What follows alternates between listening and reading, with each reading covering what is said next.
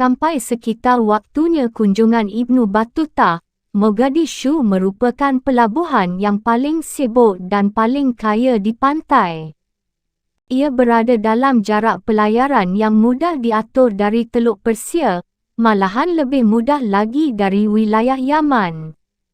Musim dingin telah membawa para pemukim Muslim yang pertama-tama di kota itu, barangkali dari Teluk, pada abad ke-10 atau malahan lebih awal. Dalam waktu 200 tahun kota itu maju dengan pesat, sebagian kerana hubungannya dengan daerah daratan tanduk Afrika dan Ethiopia, sebagian lagi kerana perdagangan transit gading dan emas yang dikapalkan di pelabuhan itu dari kota-kota yang lebih kecil serta lebih jauh di sebelah selatan. Seperti halnya dengan setiap pusat perdagangan lain di bahagian barat samudra, Mogadishu banyak memiliki kesempatan kerja bagi para perantara komersial, disebut dalal di Arabia Selatan, yang menyediakan penengah persoalan yang serba sulit antara pedagang laut yang datang dengan para grosir lokal. Kekhususan yang mereka miliki ialah pengetahuan tentang kondisi-kondisi pasar dan cara kerja yang akrab dengan kedua penopang budaya lokal dan bahasa-bahasa yang relevan. Dalam hal ini maka bahasa Arab dan bahasa Parsi merupakan lingua franca dari para pedagang samudra. Bahasa Somali, seperti juga bahasa Swahili, sebagai bahasa asli etnik Bantu, yang barangkali baru saja mulai dipergunakan di sepanjang daerah pantai pada waktu itu, merupakan bahasa-bahasa penduduk kota dan penduduk daerah pedalaman. Ketika kapal Ibnu Battuta menurunkan jangkarnya di pelabuhan Mogadishu, kapal-kapal bermuatan anak-anak muda bermunculan untuk menemuinya. Setiap orang membawa sebuah nampan tertutup berisi makanan untuk diserahkan kepada salah seorang di antara para pedagang yang ada di atas kapal. Apabila nampan makanan itu telah diserahkan, maka pedagang yang bersangkutan telah menerima kehormatan untuk pergi bersama orang tersebut ke rumahnya dan menerima jasa-jasanya sebagai pedagang perantara.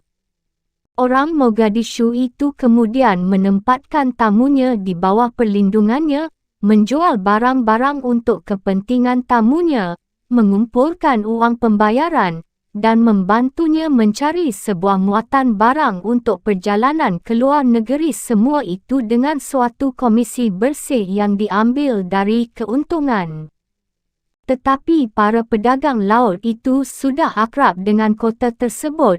Mereka memiliki hubungan-hubungan bisnes sendiri dan pergi ke tempat penginapan yang mereka sukai. Ketika kawanan penumpang kapal itu memberitahukan kepada rombongan penyambut bahawa Ibnu Battuta bukanlah seorang pedagang tetapi seorang faqih, informasi pun disampaikan kepada kadi kepala, yang datang turun ke tepi pantai dengan beberapa orang muridnya dan mengambil alih urusannya. Kemudian rombongan itu segera pergi ke istana Mogadishu, seperti sudah menjadi kebiasaan, untuk menghadapkan tamu yang terpelajar itu kepada penguasa bergelar Syekh. Setibanya ia di tempat itu, orang Maroko itu mengenang. Salah seorang anak lelaki yang bertugas sebagai pelayan datang keluar dan memberi hormat kepada kadi, yang berkata kepadanya, "Katakan kepada kantor intendans dan beritahukan Syekh bahawa orang ini telah datang dari negeri Al-Hijaz." Maka ia membawa pesan itu, kemudian kembali membawa sebuah nampan berisi beberapa lembar daun sirih dan buah pinang. Ia memberiku 10 lembar dengan beberapa butir buah pinang, hal yang sama diberikan kadi, dan apa yang tersisa di atas nampan diberikan kepada teman-teman seperjalananku dan kepada para murid kadi. Ia juga membawa sebuah kendi berisi air mawar dari Damaskus, yang ia cipratkan di atasku dan di atas kadi. Selain itu, Syekh memerintahkan supaya para tamu diberi hiburan di sebuah rumah untuk para siswa penuntut ilmu agama. Beristirahat di sana dan bersantai di atas karpet, rombongan itu menyambut hidangan yang terdiri atas makanan setempat, sebagai tanda penghormatan dari istana. Sebuah kuluban ayam, daging, ikan dan sayuran dituangkan di atas nasi yang dimasak dengan semacam rempah-rempah, pisang mentah dalam air susu segar, dan sebuah piring yang terdiri atas susu asam, jahe hijau, mangga, jeruk berbintik dan cabai. Penduduk Mogadishu, demikian hasil pengamatan Ibnu Battutah, melakukan keadilan pada makanan semacam itu seperti ini. Satu orang makan sebanyak-banyaknya seperti seluruh kawanan kami dapat memakannya, sebagai suatu soal kebiasaan, dan mereka lamban serta bukan main gemuknya. Makan malam bersama para pejabat penting pelabuhan itu selama 3 hari berikutnya membuat sarjana muda itu maklum bahawa mereka semua berbicara dalam bahasa Arab. Bukan saja Mogadishu, tetapi setiap kota lain di pantai dapat dilukiskan sebagai daerah-daerah kantong orang asing bagi orang Arab atau Persia, yang secara etnis tertutup dari populasi negeri utama.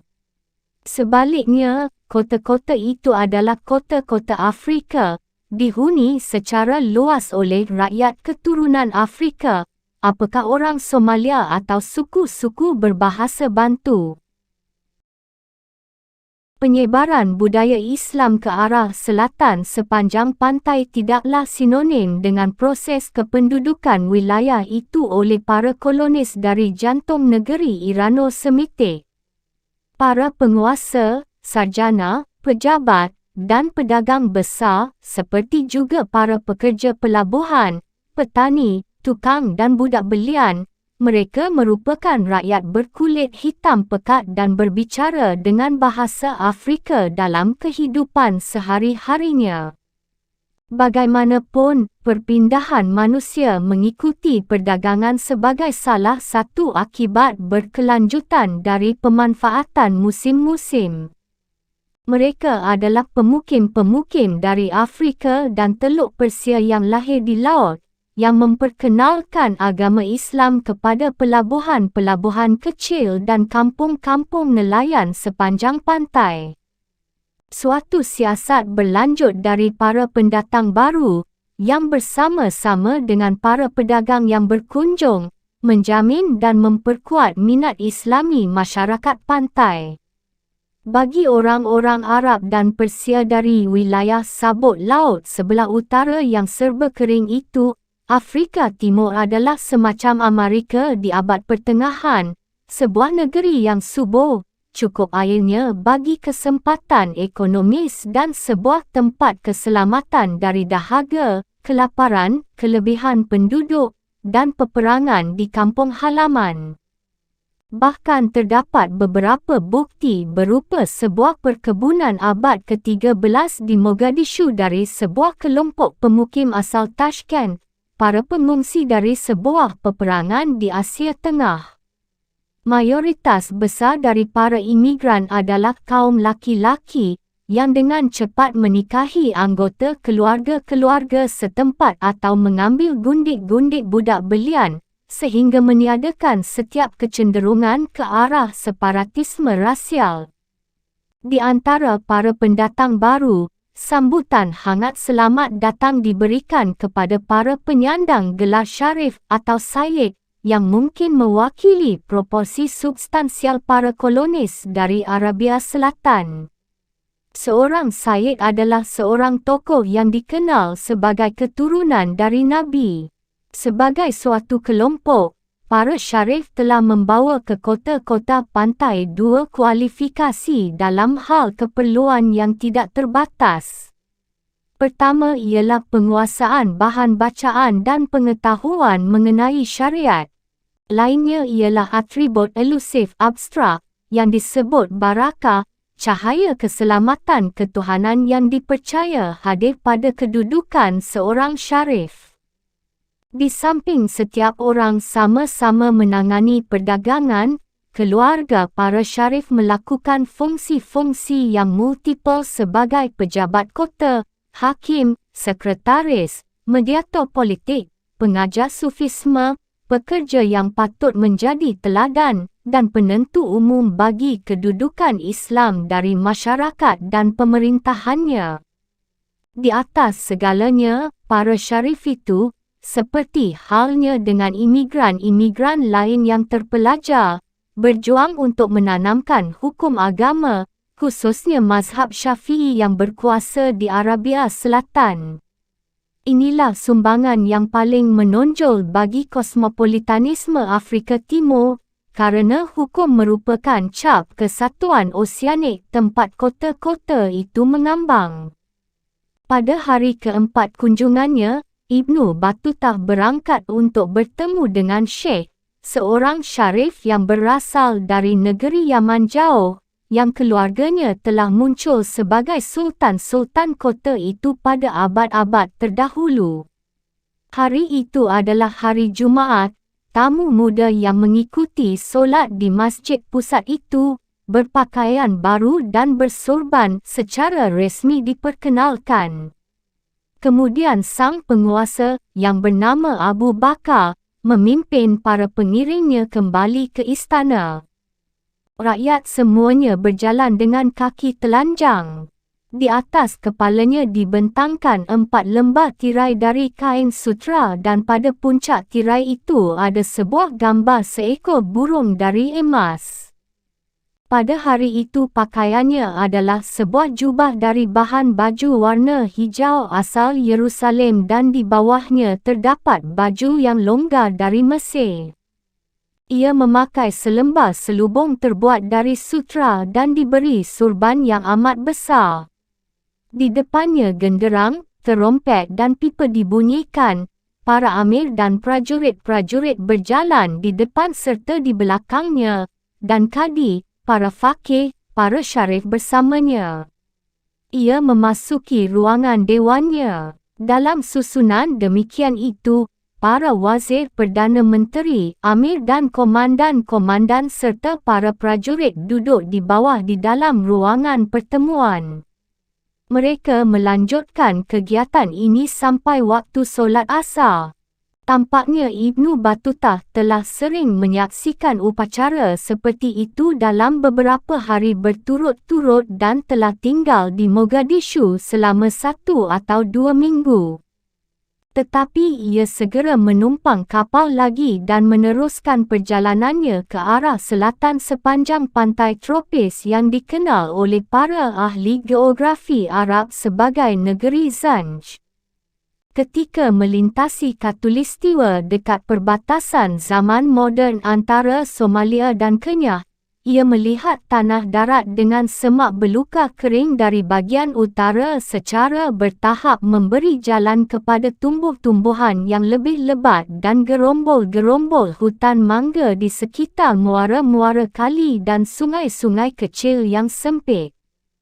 Kapal itu menurunkan jangkarnya di luar kota Mombasa, sebuah pusat perdagangan yang serba cukup di zaman itu, tetapi ia akan menjadi salah satu pelabuhan terkemuka di dalam abad berikutnya. Setelah Mombasa, mereka melewati antara tanah daratan dan pulau-pulau Pemba dan Zanzibar, akhirnya masuk dan berlabuh di Kilwa, sebuah pulau kecil tidak jauh dari pantai yang sekarang dikenal sebagai Tanzania. Tempat ini merupakan sejauh-jauhnya tempat para pedagang samudera biasa pergi. Dengan angin cukup baik dan laut yang tenang, pelayaran dari Mogadishu ke Kilwa seharusnya dapat ditempuh paling singkat 2 minggu, yang membawa orang-orang Maroko beserta kawan-kawan sekapalnya ke tempat itu kira-kira dalam bulan Maret tahun 1329. Bepergian melintasi dunia Islam di waktu-waktu yang relatif stabil pada permulaan abad ke-14, Ibnu Battutah memiliki nasib baik untuk bersilangan dengan sejumlah kerajaan dan kota, justru ketika kerajaan-kerajaan dan kota-kota itu tengah mengalami suatu ledakan energi budaya. Kilwa merupakan sebuah kasus dalam hal ini. Tumbuh bersama-sama dengan kota-kota Afrika Timur lainnya sebagai sebuah kampung nelayan yang tenang. Dibangun oleh janji memperoleh gading dan emas dari daerah pegunungan, kota itu dengan cepat melampaui Mogadishu pada awal abad itu sebagai kota paling kaya di pantai. Naiknya Kilwa rupa-rupanya telah dikaitkan dengan kemunculannya yang tiba-tiba seperti bayang-bayang sebuah keluarga penguasa baru yang disebut Mahdali. Mahdali melacak garis keturunan orang Arab tidak langsung dari jazirahnya, tetapi dari Mogadishu atau dari pelabuhan-pelabuhan lainnya di sebelah utara. Bagaimanapun mereka telah melakukan suatu perebutan kekuasaan, dengan atau tanpa pertumpahan darah, melawan para penguasa Kilwa yang terdahulu kira-kira menjelang akhir abad ke-13. Sebelum munculnya keluarga Mahdali, kebanyakan perdagangan emas agaknya pernah dikuasai oleh para pedagang Mogadishu. Tetapi kira-kira 3 atau 4 dasawarsa sebelum kunjungan Ibnu Battutah, Kilwa menyerang Sofala dan pelabuhan-pelabuhan lainnya yang lebih kecil di sebelah selatan Sungai Zambezi yang pernah menyalurkan emas itu ke pasar dari tambang-tambang emas Zimbabwe.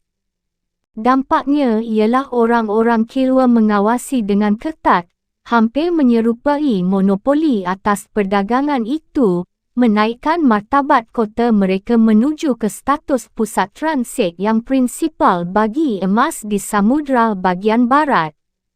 Semuanya itu dicapai tanpa menyusun sebuah armada yang besar. Sasaran-sasaran yang menjadi tujuan Kilwa dibatasi pada hal-hal yang bersifat ekonomis saja, bukan menciptakan sebuah imperium yang lahir dari lautan. Memang organisasi politik dari pantai lebih banyak menyerupai sebuah konfigurasi negara kota pada model negara kota Italia abad ke-14 dibandingkan kerajaan-kerajaan penguasa tanah dari Timur Tengah. Dan walaupun Ibnu Battutah berbicara tentang jihadnya Kilwa melawan orang-orang Afrika di daratan, namun hubungan-hubungan mereka dengan rakyat di daerah pegunungan di daratan rupanya cukup baik dalam masa yang paling lama apabila perdagangan itu sendiri harus berjalan lancar. Demam emas di Kilwa telah membuat para pedagangnya, di antara mereka yakni keluarga Mahdali, luar biasa kayanya diukur dengan keadaan pantai, hidup di antara populasi yang bekerja dan berlayar di dalam kota tak bertembok dan sama sekali tidak direncanakan di ujung utara pulau tersebut. Keluarga-keluarga kaya itu menikmati suatu gaya hidup yang menurut kata-kata seorang sarjana arkeologi pantai, mampu, nyaman dan menyenangkan. Mereka tinggal dalam rumah-rumah batu sampai bertingkat 3 dan menghibur para tamu di taman-taman luas yang ada di bawah. Mereka makan dari piring-piring porselen yang diimpor dari China. Mereka menghadiri solat dan khutbah hari Jumaat di dalam masjid yang berkubah dan dikelilingi batu koral yang telah diperluas sebanyak 4 atau 5 kali ukurannya pada bagian permulaan dari abad itu. Apabila penduduk kota itu mengadakan pertemuan dengan Sultan Al-Hasan Ibnu Sulaiman atau Abu Mawahid Hasan, penguasa keempat menurut garis keturunan Mahdali, tahun 1309 hingga 1332, mereka menaiki bukit sampai pada titik paling tinggi di pulau itu yang berpemandangan ke laut di bawahnya, tempat istana batu Husuni Kobo yang besar dibangun. Kalau mereka mempunyai urusan dagang dengannya atau orang kepercayaannya, Karena sultan itu berulang kali merupakan pedagang paling kaya di kota, mereka mungkin muncul di emporium yang luas sekali, mirip dengan denah sebuah khan Timur Tengah yang mengambil tempat hampir separuh dari luasnya istana. Rakyat pekerja Nun di bawah di kota menikmati standar hidup yang layak, tetapi mereka tinggal di rumah-rumah kecil yang terbuat dari campuran tanah liat dan ranting-ranting kayu berhimpit erat satu sama lain, dan makan dari piring tembikar yang lebih kasar dari celadan Cina. Ibnu Battuta sudah terbiasa untuk melihat-lihat bangunan-bangunan monumen umum yang mengesankan, dan di dalam rihlah ia tidak menyebut satu pun arsitektur kota yang mencolok mata, tetapi sudah barang tentu ia solat di masjid pusat dan mungkin telah mengunjungi Husuni Kubra. Ke mana saja ia bepergian, ia memperhatikan raja-raja yang alim dan pemurah, yang percaya bahawa setiap anggota golongan ulama bersikap sama, yakni bahawa sikap alim dan pemurah itu merupakan nilai-nilai yang esensial yang patut diberi penghargaan bagi gelar sang raja untuk zamannya. Ia melukiskan Al-Hasan Ibni Sulaiman sebagai seorang lelaki yang rendah hati. Ia duduk bersama saudara-saudara yang miskin dan makan bersama mereka, dan sangat menghormati para alim ulama dan orang-orang bangsawan yang sopan. Jika Ibnu Battuta tiba di Kilwa bulan Maret, ia tampaknya tidak boleh tinggal lebih lama dari 5 minggu. Musim-musim yang dianjurkan untuk meninggalkan pantai daerah tropis adalah mendekati permulaan Maret dan April atau akhir September musim barat daya. Berlayar dari Kilwa dalam bulan April seorang nakhoda mempunyai harapan untuk mencapai suatu tujuan Arabia, atau malahan tujuan India sebelum puncaknya musim panas, ketika angin berhembus kencang ke arah pantai-pantai itu dengan kekuatan yang sedemikian rupa sehingga pelabuhan harus ditutup. Rihlah tidak memberikan suatu ulasan mengenai tujuannya, yakni pelabuhan Zafar atau Dofa, di tepi pantai Arabia Selatan. Sebulan pelayaran telah membawa Ibnu Battuta ke tempat itu suatu waktu di awal Mei. Diperintah oleh seorang pangeran dinasti Rasulid yang otonom, Zafar adalah satu dari pelabuhan utama di Arabia Selatan, sebuah pelabuhan tempat penimbunan barang pada alur India ke Afrika dan eksportir kemenyan dan kuda, dikumpulkan terakhir dari distrik-distrik di pedalaman dan dikapalkan ke India. Tempat itu panas sekali, rakyatnya mandi beberapa kali dalam sehari, demikian laporan Ibnu Battuta, tetapi berlawanan dengan daerah penyangga yang menyeramkan. Tempat itu penuh kehijauan kerana hujan musim sepanjang pantainya yang rendah. Kota itu bukanlah sebuah kota yang buruk untuk didiami selama musim panas, seperti orang senang melakukannya, kerana di tempat itu tidak banyak kesibukan lalu lintas kapal sampai bulan September di saat hujan musim barat daya mulai turun. Ia menginap dan tinggal bersama orang-orang terkemuka seperti biasanya, bercengkerama, makan ikan, pisang, dan kelapa, serta mengunyah daun sirih, manisan roti yang disenangi orang dan membantu pencernaan. Apabila ia sedang merenungkan sebuah perjalanan ke India pada saat ini, dengan mudah ia akan mendapatkan sebuah kapal untuk membawanya berlayar langsung ke sana dalam bulan September. Tetapi kiranya ia menumpang di atas sebuah kapal kecil yang bertujuan ke Oman. Kapal itu barangkali merupakan sebuah perahu pantai, kerana nakhodanya adalah seorang penduduk setempat. Ia berhenti di beberapa tempat berlabuh sepanjang jalan, termasuk Al-Halaniah, pulau yang paling besar di antara kepulauan Kuria Muria, tempat Ibnu Battutah berjumpa dengan seorang sufi tua di sebuah pertapaan di puncak bukit, Pulau Anjang Masira, tempat tinggalnya sang nakhoda, dan akhirnya, pada tepi jauh Tanjung Ras Al-Had, pelabuhan kecil So pada Teluk Oman. Semua itu adalah suatu perjalanan yang amat panas dan benar-benar tidak menyenangkan. Ibnu Battutah hidup dengan makan kurma, ikan, dan beberapa roti serta biskuit yang ia beli di Zafar.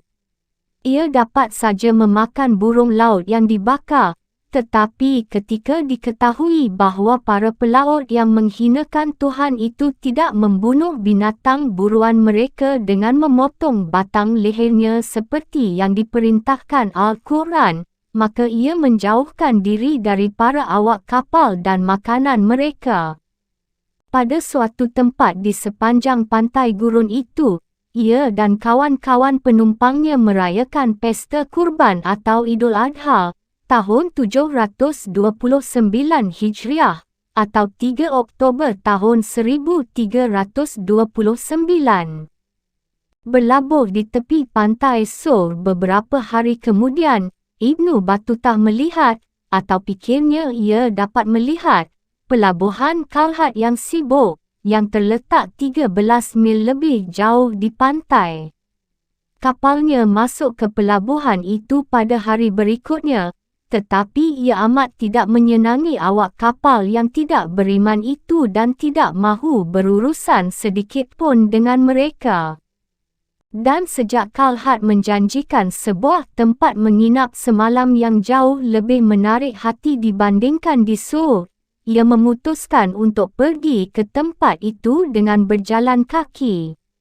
Garis pantai yang merupakan penghalang adalah panas, tidak datar, dan sama sekali tidak berair, tetapi orang-orang setempat meyakinkannya bahawa ia dapat mencapai jarak itu dalam beberapa jam. Supaya tetap aman, ia menyewa salah seorang di antara para awak kapal itu untuk memandunya. Seorang kawan penumpang, sarjana dari India bernama Hide, memutuskan untuk ikut dengannya, barangkali untuk senang-senang saja. Sambil menggait sebuah koper ekstra berisi pakaian dan meninggalkan sisanya di atas kapal disertai perintah untuk bertemu kembali pada keesokan harinya, ia dan kawan-kawannya berangkat. Tampaknya perjalanan itu menjadi satu hari perjalanan kaki yang pasti diikuti dengan makan malam yang baik dan bermalam di rumah kadi di Kalhat. Dalam kenyataannya apabila tidak terjadi hal-hal yang lebih buruk lagi, kedua orang budiman itu sama sekali tidak akan pernah mencapai Kalhat, dan perjalanan-perjalanan Ibnu Battutah mungkin sudah berakhir di negeri Oman yang beralam buas. Tidak lama setelah meninggalkan So, ia menjadi yakin bahawa pemandu mereka sedang merencanakan untuk membunuh mereka dan melarikan diri sambil membawa serta seperangkat pakaian ekstra yang mungkin dapat dijual dengan harga baik di bazar setempat. Untungnya, Ibnu Battutah membawa sebilah ujung tombak, yang segera ia acungkan ketika menyadari bahawa si pemandu keji itu berencana untuk melemparkan mereka yang telah memberinya pekerjaan, saat menyeberangi sebuah muara kali yang sedang pasang airnya. Setelah diancam untuk sementara waktu, pelaut itu menuntun mereka lebih jauh menaiki batu karang, tempat mereka menemukan sebuah arungan yang aman dan melanjutkan perjalanan melintasi gurun. Sambil terus-menerus berfikir bahawa Kalhat kira-kira pada tikungan berikutnya, mereka terus melangkah terseok-seok, berjuang melintasi rangkaian jurang tanpa akhir yang menghubungi sungai dengan tepi pantai. Mereka tidak membawa persediaan air yang cukup, namun beberapa orang penunggang kuda lewat dan memberi mereka minum.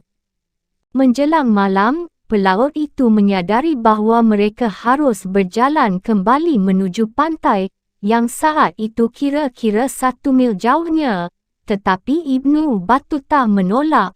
Pikirnya satu-satunya rencana penjahat itu ialah menjebak mereka di antara batu karang dan lari membawa pakaian mereka. Tengah malam tiba, dan meskipun pelaut itu mendesak mereka untuk berjalan terus, Ibnu Battuta mendesak mereka meninggalkan alur jalan yang mereka ikuti dan pergi bersembunyi. Ia tidak tahu sampai berapa jauh mereka masih harus berjalan, dan, apa yang lebih buruk lagi ialah, ia melihat sekilas ada serombongan orang asing mengintai di dekat mereka. Pada saat itulah Khidir jatuh sakit dan tertimpa dahaga yang amat berat. Maka ia mengumpulkan sebanyak mungkin tenaga dan kemahuan sejauh kemampuannya.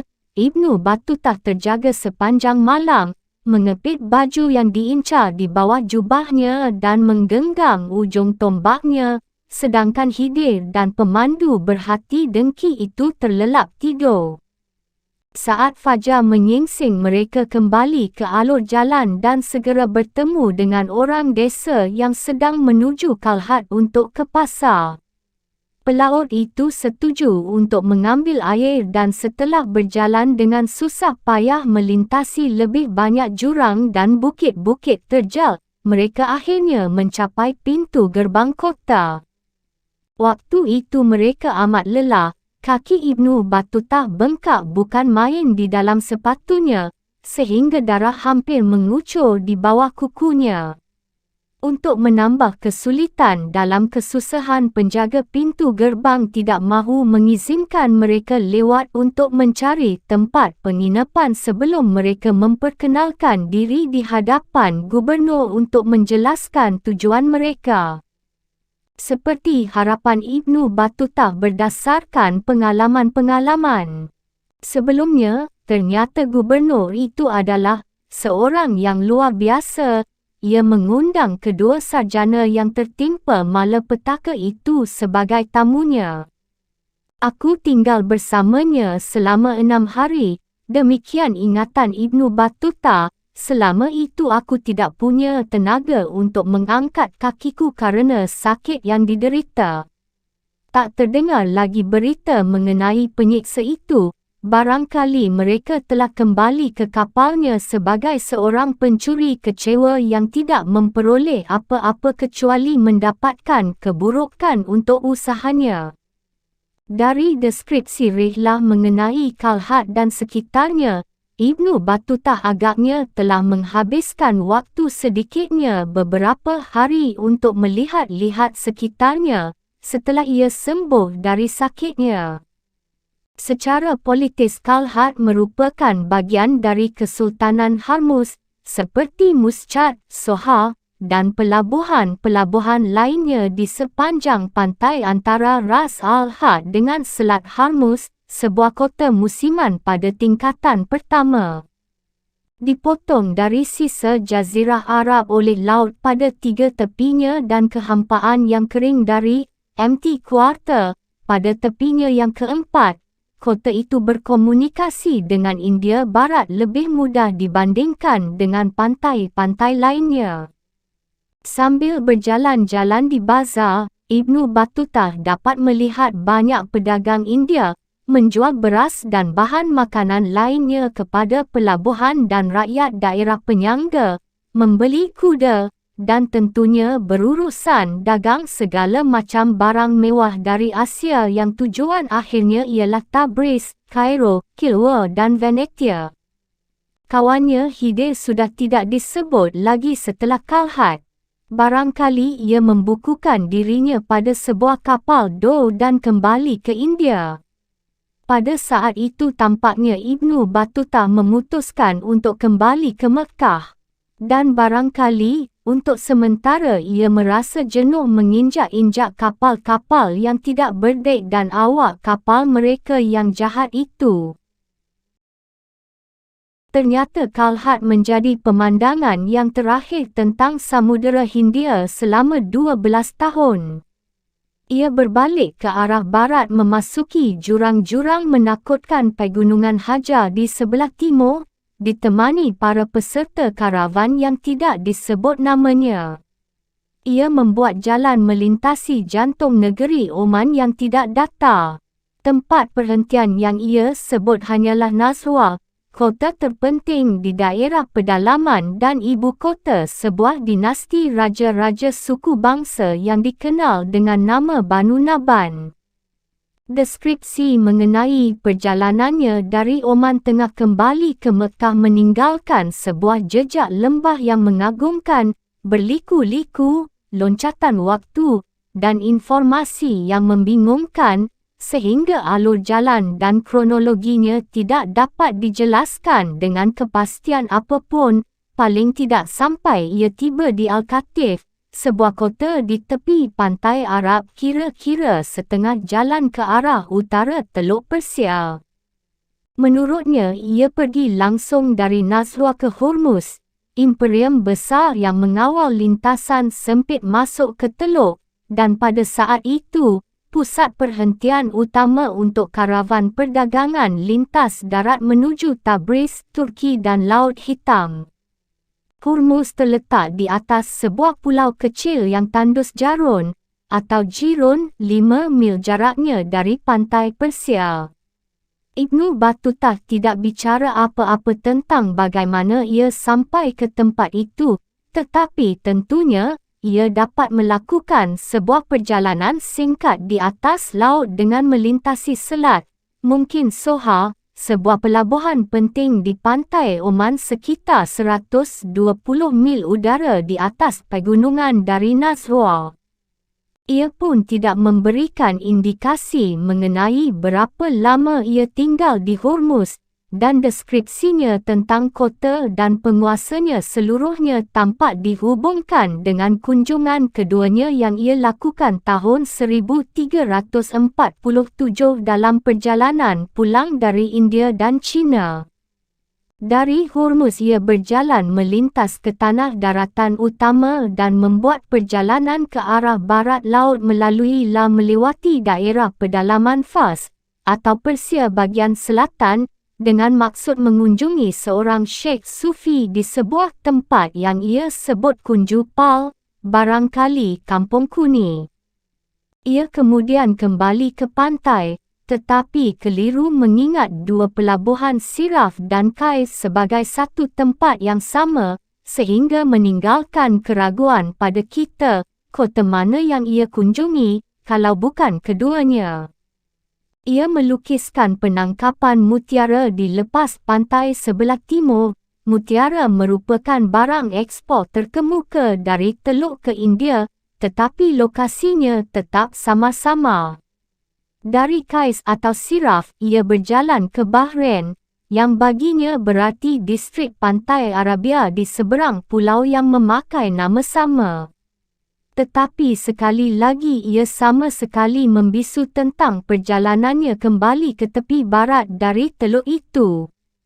Setelah barangkali ia tinggal dalam waktu singkat di Al-Katif, ia berangkat melintasi Arabia, kini untuk keempat kalinya dan dari arah baru yang ketiga.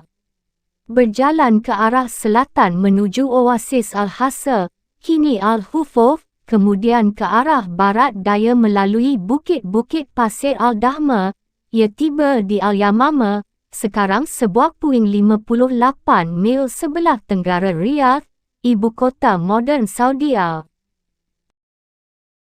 Di sini ia bertemu dengan seorang kepala suku Arab Banu Hanifah dan bergabung dengan rombongannya menuju Mekah.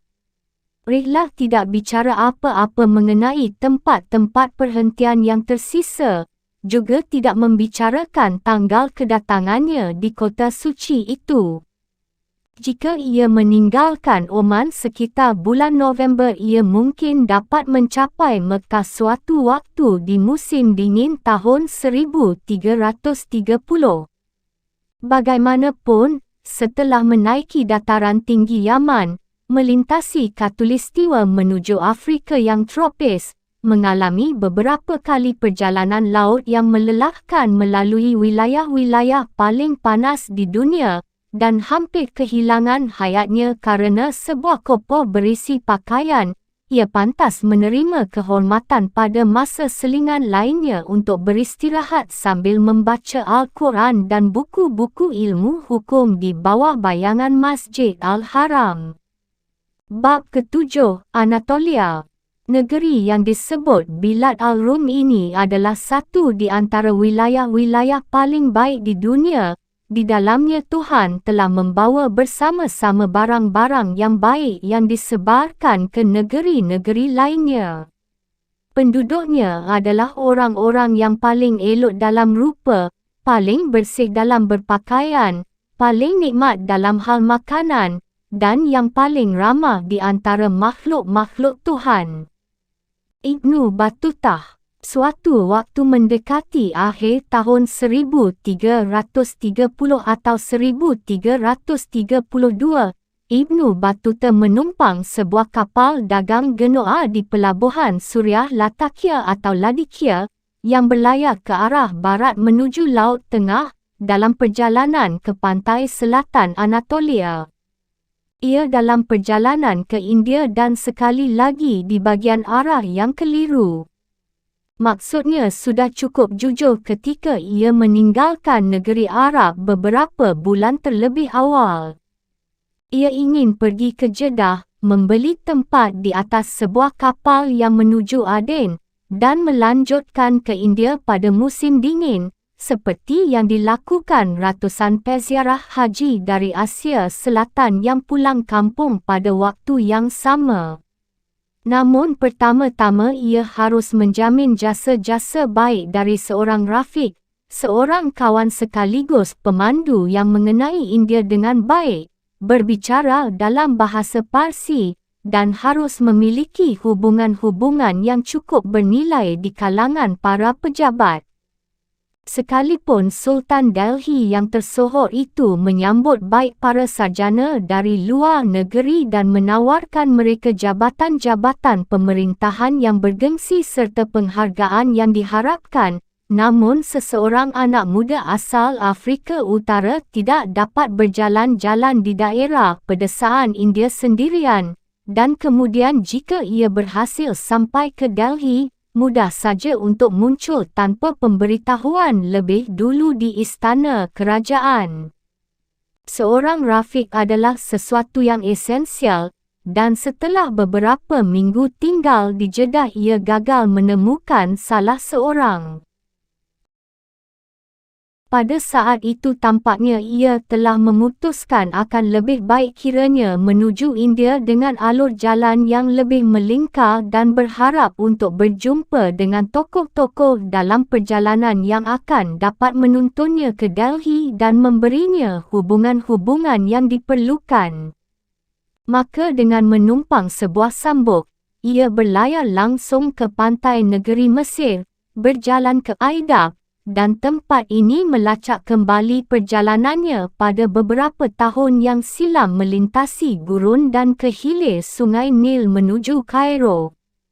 Ia beristirahat di kota itu dalam waktu singkat, kemudian meneruskan perjalanannya menyeberangi Sungai Nil, kali ini untuk kedua kalinya ke Palestina.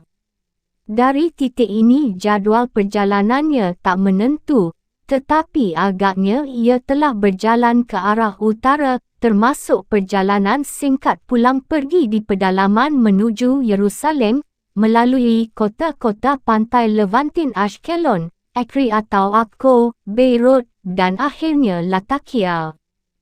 Tiba di kota itu, ia berkenalan dalam kelompok kawanannya dengan seorang Al-Hajj Abdullah ibni Abu Bakar ibni Al-Farhan Al-Tuzari. Apa yang kita ketahui tentang budiman ini, yang dijumpai Ibnu Battutah di Kairo, ialah bahawa ia seorang sarjana hukum dari Mesir dan ia memutuskan untuk menemani orang Maroko itu dalam perjalanannya.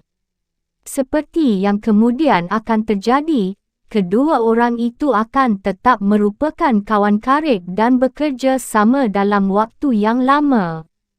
Berlayar dari tepi pantai Suriah ke Anatolia dalam upaya mencari jalan ke India membuat suatu arti, Untuk itulah persisnya apa yang telah dilakukan Marco Polo lebih dari 60 tahun lebih dulu dalam perjalanannya ke Teluk Persia. Dari pelabuhan-pelabuhan Anatolia Selatan seperti Ayas Lajaso, Alanya, dan Antalya, rute perdagangan merentang ke arah utara melalui pegunungan Taurus menuju pusat dataran tinggi, tempat mereka bergabung dengan jalan utama Trans-Anatolia yang menghubungkan Konya, Sivas, dan Erzurum atau Az-Al-Rum, dengan Tabriz dan kemudian dengan Asia Tengah atau dengan Teluk. Tetapi kerana Ibnu Battuta akan menggunakan waktu kira-kira 2 tahun di Anatolia dan wilayah Laut Hitam serta akhirnya menuju India dengan melalui jalan Hindu Kush dan Afghanistan. Sebuah rute lintasan yang jauh lebih sulit dan banyak makan waktu dibandingkan alur jalan lewat teluk, kita hanya dapat mengambil kesimpulan bahawa ia sedang bermain wisatawan lagi. Rencana kariernya di India untuk sementara waktu dikesampingkan demi kesenangannya pada petualangan-petualangan serba kebetulan yang lebih banyak lagi.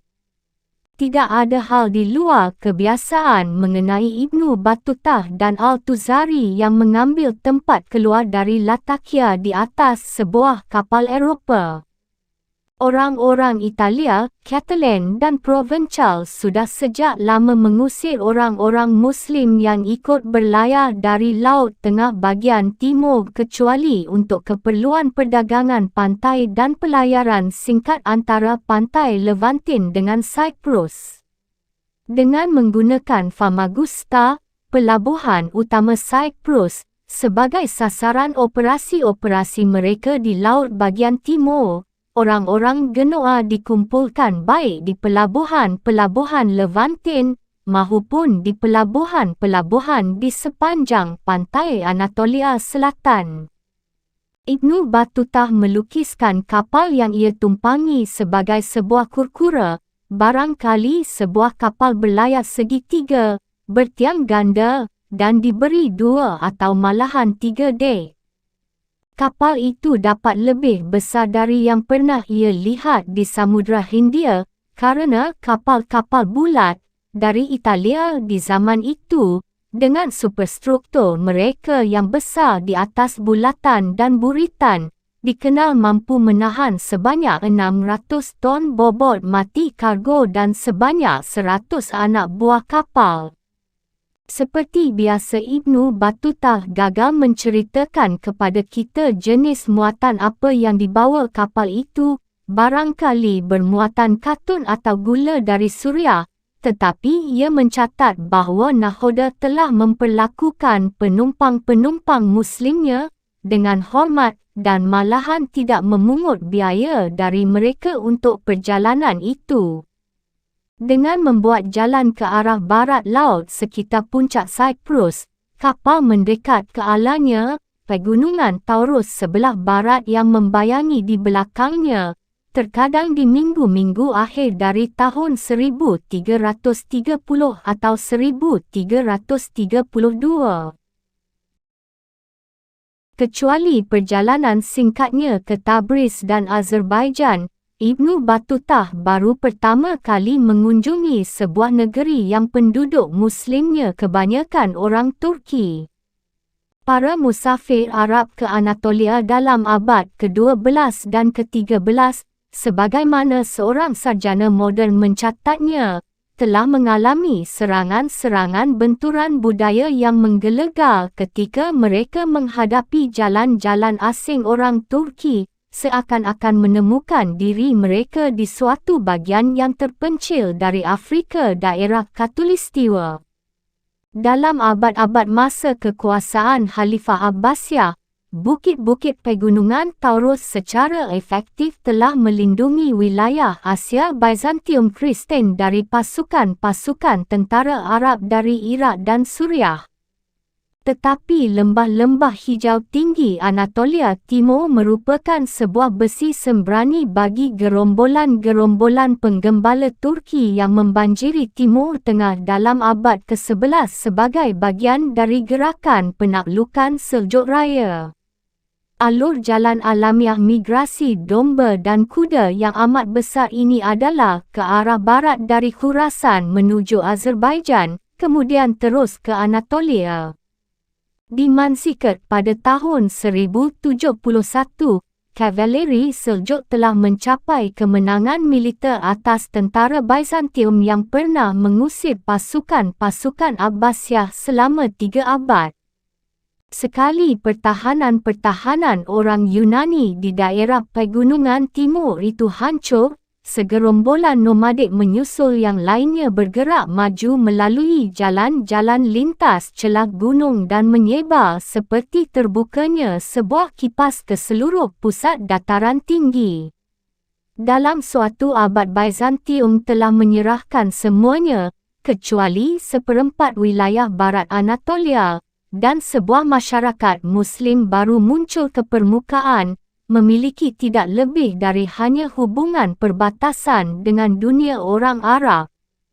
Transformasi Asia Kecil dari sebuah negeri orang-orang Kristen Yunani dan Armenia menjadi negeri yang kita sebut Turki merupakan sebuah proses yang panjang dan teramat kompleksnya, tidak dengan cara apapun sudah terselesaikan sampai beberapa abad semenjak Ibnu Battutah melakukan kunjungannya.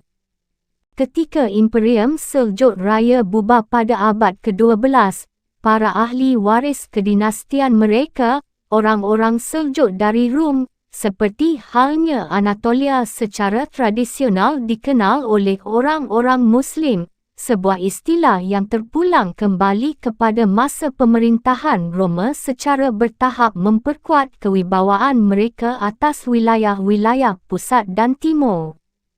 Saat para komandan Seljukid menduduki Konya dan kota-kota Yunani dan Armenia kuno lainnya, serta menguasai jalan-jalan kota, marga-marga pastoral Turki, yang secara konvensional disebut Turkoman, terus mengalir ke dataran tinggi Anatolia dan ke dalam lembah-lembah daerah pegunungan yang mengurungnya dari semua tepinya. Tetapi, pada pertengahan pertama abad ke-13 mayoritas penduduk di wilayah itu masih tetap bukan Muslim dan bukan pula orang Turki. Populasi orang Kristen yang luas tumbuh di kota-kota dan di atas tanah-tanah pertanian penghasil panen wilayah kekuasaan Seljukid. Sebuah proses peralihan agama masuk Islam yang mantap telah terjadi, kadang-kadang sebagai hasil dari tekanan-tekanan yang tidak bersahabat, tetapi hal itu terjadi dengan lamban. Selain itu, sejauh luasnya negeri Anatolia, peraturan ketatanegaraan Kristen masih meneruskan hidupnya.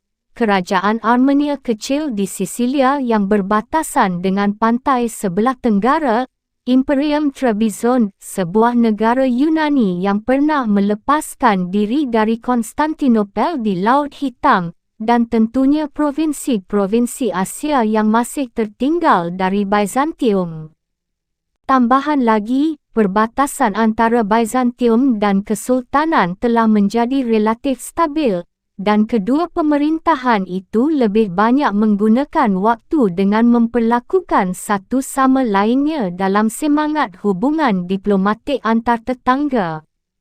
Pola politik tersebut secara radikal telah terganggu pada masa seusai invasi orang-orang Mongol. Pada tahun 1243, orang-orang Tartar menyerbu pegunungan Armenia, menaklukkan tentara Seljukid di Kosdal, dan menembus ke dalam dataran tinggi. Pada tahun 1256, mereka pulang kembali lewat sebuah gerakan yang secara strategis dikaitkan dengan penaklukan atas Iraq oleh Hulagu Khan.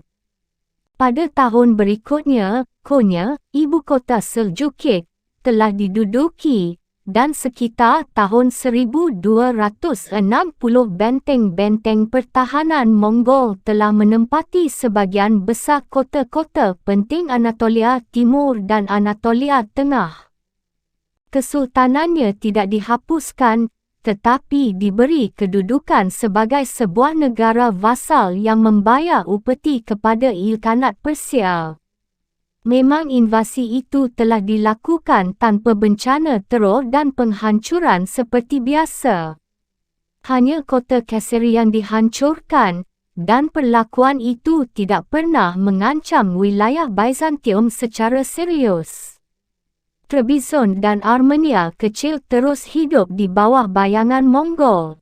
Lagi pula jika catatan militer mengenai invasi itu kelihatannya sebagai peristiwa sampingan yang kerdil dibandingkan dengan drama yang mengguncangkan di Persia, hal itu tidak berarti terbentuknya Anatolia dalam memasuki sebuah era perubahan politik dan kultural yang mendasar kerana letaknya yang terbuka bagi migrasi orang-orang nomadik Asia Tengah yang lebih besar.